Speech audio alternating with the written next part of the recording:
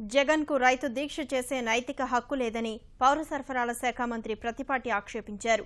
గతంలో రైతులకు రుణమాఫీ చేస్తామంటే వైఎస్ వ్యతిరేకించారని కేంద్రానికి లేఖ రాశారని అన్నారు. జగన్ సైతం రుణమాఫీని ఎన్నికల ప్రణాళికలో చేర్చలేదని ఆరోపించారు. జగన్ రైతు దీక్ష రాజకీయ లబ్ధి కోసమేనని కొట్టిపారేశారు.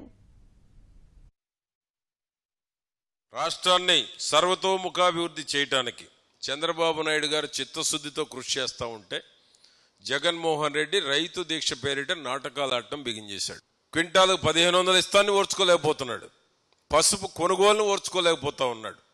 అంటే ఏ ఒక్క మంచి జరిగినా తట్టుకోలేనటువంటి పరిస్థితుల్లో జగన్మోహన్ రెడ్డి ఆ పార్టీ నాయకులు ఉన్నారు. రైతు పేరు చెప్పి రైతు పక్షపాతిగా నటించి రైతుల్ని నష్టపరిచింది కానీ రైతుల పేరిట నాటకాలు ఆడుతున్నది కానీ అన్నిటికన్నా వాళ్ళ మిక్సింగ్ ప్లాంట్ వాళ్ళ బావమర్దిది ఎరువుల కొరత సృష్టించి మిక్సింగ్ ప్లాంట్కి తరలించింది వాస్తవం కదా. వీటిల్లో రైతు దీక్ష చేసేటప్పుడు ఇవన్నీ ఆలోచించుకొని సమాధానం చెప్పాలి.